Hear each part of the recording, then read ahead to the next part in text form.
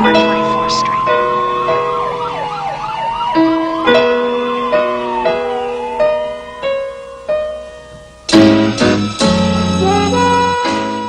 And good afternoon, and welcome to the Cop Shop with FPD. I'm one of a number of people in the booth today. I'm Chief Steve Hebbe, and with me is a new face for us at the Farmington Police Department, one we're gonna spend a lot of time getting to know today. It's our new P.I.O, Nicole Brown. Welcome. Hi, I'm happy to be here. Very good. Co-hosting the show with you. So for those of you that aren't, I'd urge you to log in to your Facebook. This is being beamed live to you right now. It's a riveting show, really. But on Facebook Live, you will see that Nicole is a redhead, and like many redheads, Nicole blushes, and you will be able to see that, and we'll have many instances where we will get to see that reaction today, and I'm looking forward to it. Oh, geez. You can almost see the red light here, almost just preparing. lights me up, right? So this is, we're going to sign on for another 20 years because I think we got a lot of material here that we're going to be able to exploit. So we have a guest here today, Nicole. I'll let you do the introduction since you have the big familial tie. Oh, yeah. We have Kip Ricks with us. He's fire marshal with Farmington Fire Department, and he's going to talk about fireworks and what's legal and why we're still kind of in a fire danger situation this summer, even though we got lots of precipitation this winter. Lots of precipitation, but it's drying out fast, so it's not as good as it seems sometimes. Yeah. And we're coming up on the 4th of July, so this is a busy time for Farmington Fire and Farmington PD when it comes to fireworks. Definitely us and the county. I mean, yes. The county's been very busy out there fighting fires. Have they really? Yeah, they've had quite a few fires here lately. Okay, that's actually good to know. I did not know that. Nicole, was I updated with this information? I think yesterday as we were leaving work is when all those fires broke out, so. Apparently we're struggling a little early on here. But anyway, continue, Nicole. I mean, it's all over Facebook, Chief. Ooh, very good. So we are also on Facebook going to be taking applications for a P.I.O. Take long. Well, so Kip, do you want to talk about what fireworks are legal, what people can set off at home? And So to kind of break it down and make it simple, if you're out buying fireworks, if the package or the firework itself has the word caution on it, yes, that is legal within the city limits of Farmington. So even though it says caution? If it says it's caution, legal. it's good.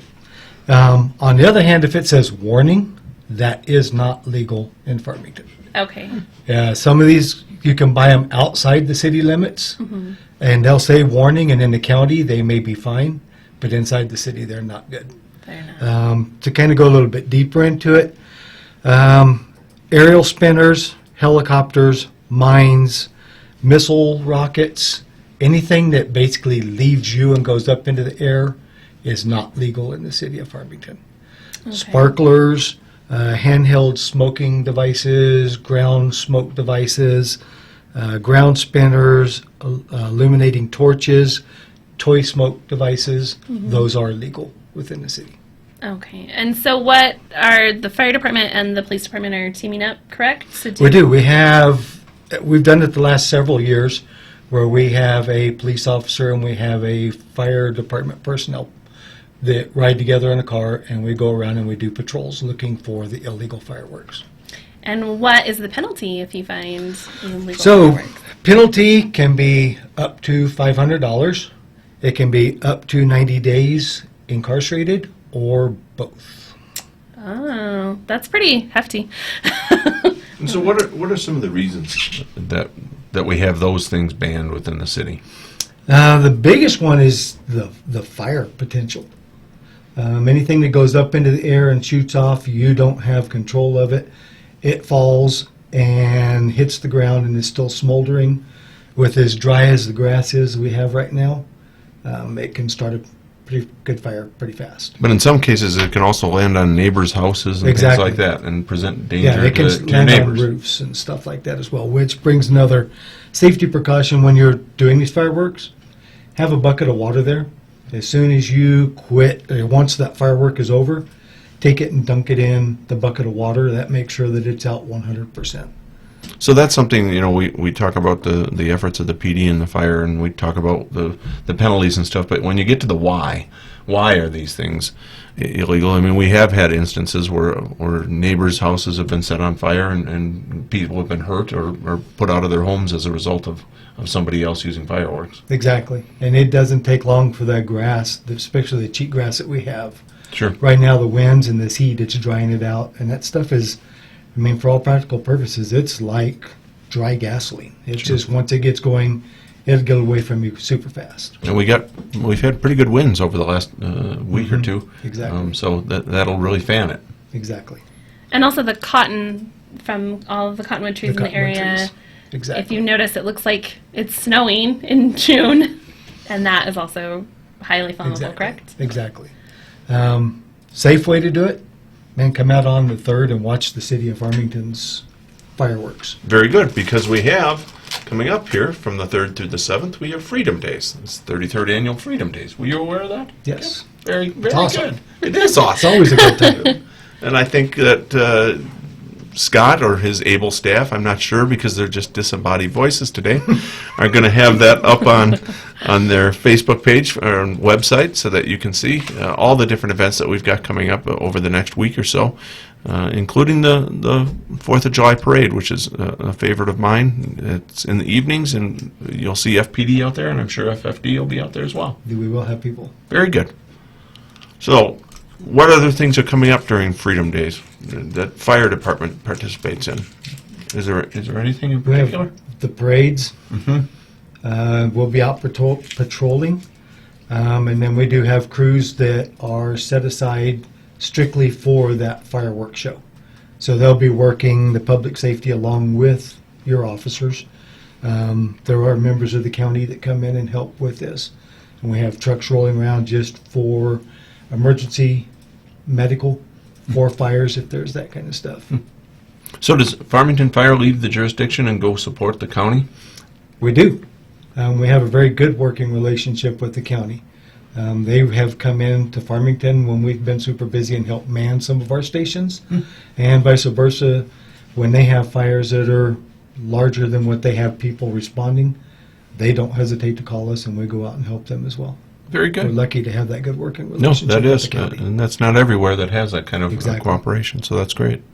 So, I was listening to some of the chatter before the show, and it seems like you've been at FFD for a while. So I proudly hold the honor of being the oldest person to ever go through their academy at age 47. Really? Outstanding. Learned everything I know from Nicole's dad. Very good.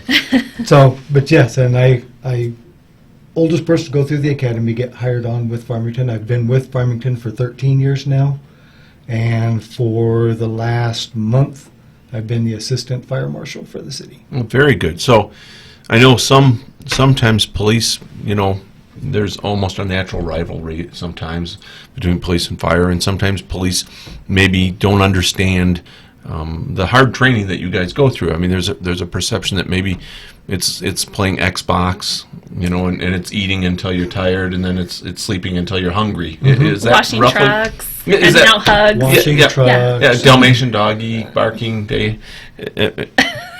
So it doesn't seem like it's that big an honor that you made it through the academy, but Oh, it's a at good 47 to be playing Xbox, I mean, Exactly. you mean you can hurt yourself. I mean, I don't know if Chief Burke's listening, but I hope that he is. No, that's one of the things I'm happy about is that we do have this good relationship with PD as well.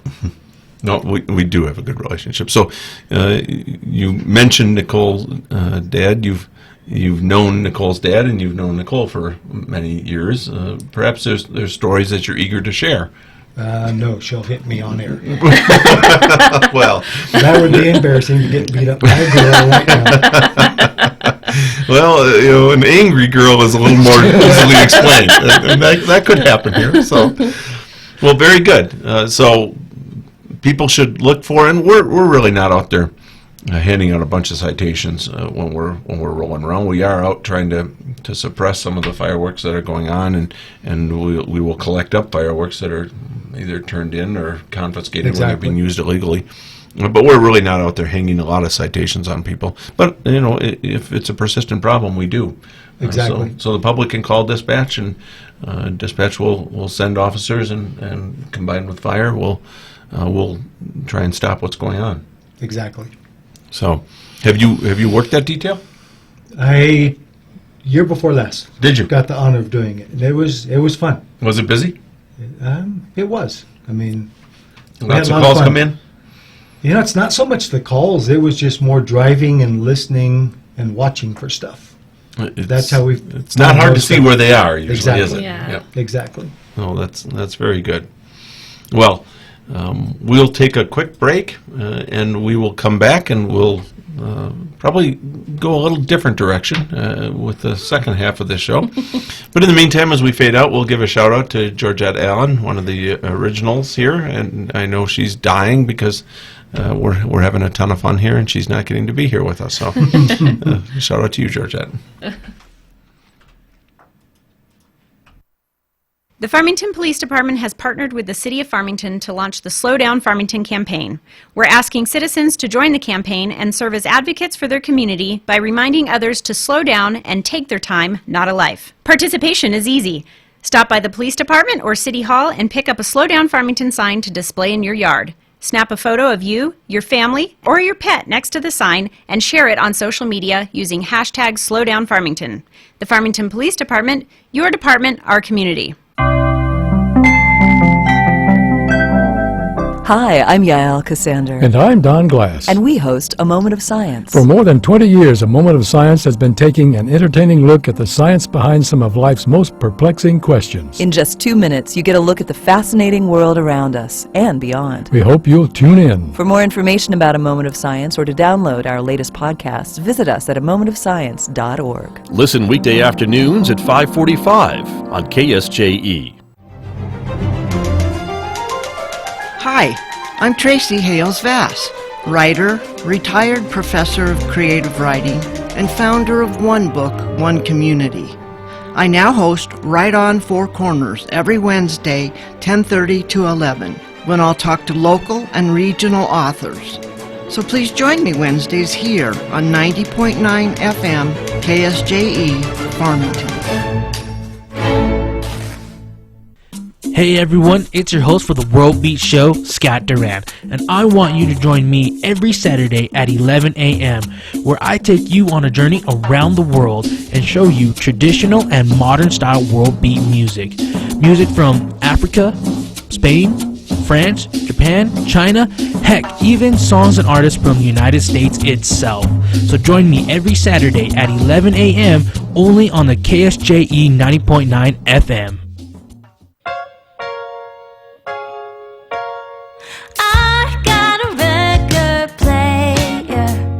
Tune into Turntable Taxi on KSJE Saturday nights at 8 o'clock. Each week, we select a musical style and play 78s, 45s, and 33 RPM records. Some of our themes will include swing music, blues, heart-wrenching torch songs, early rock and roll, girl groups, soul, and R&B.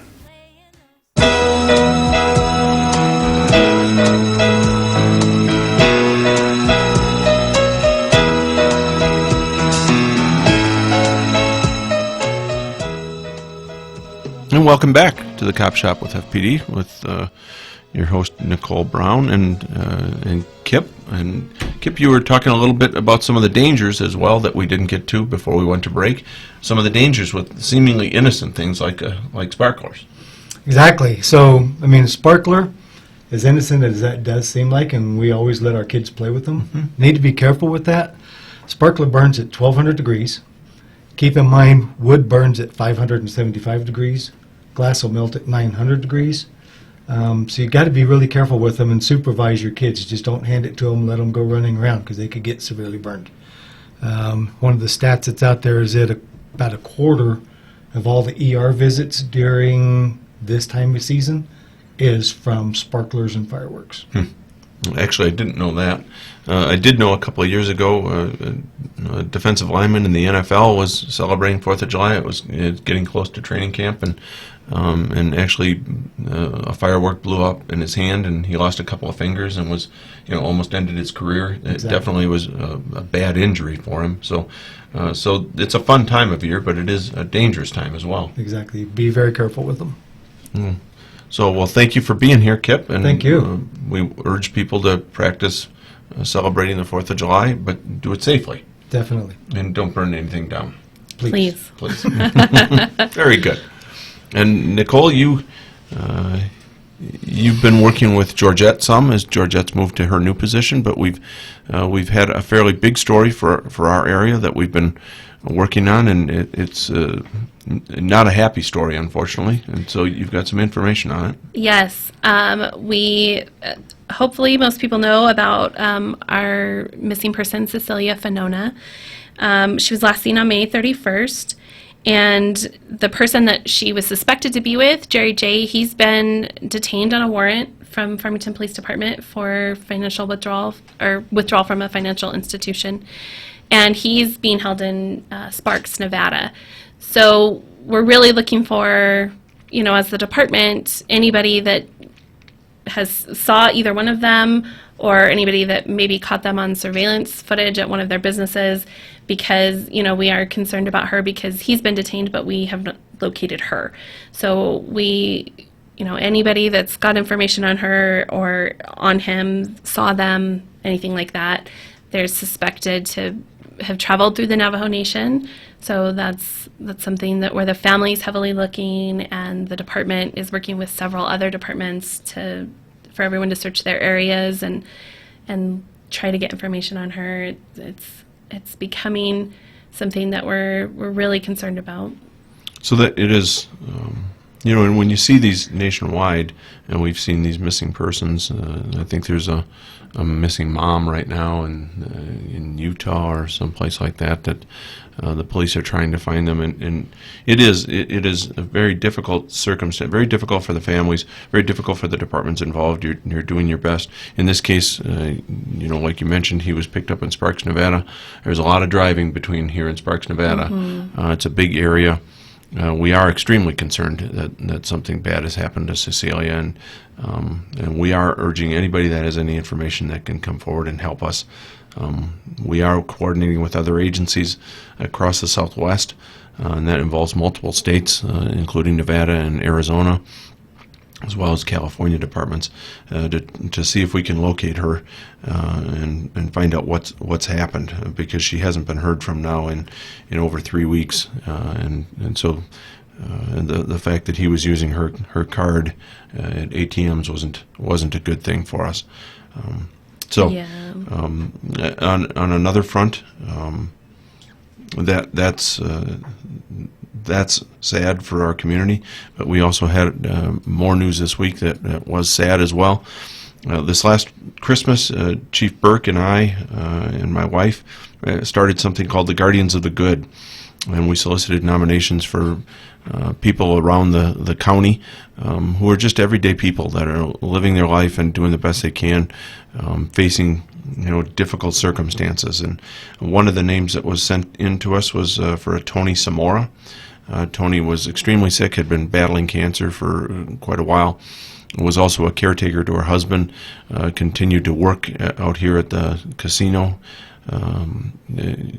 and was doing a good job there, was well thought of by her coworkers as she battled all of these things.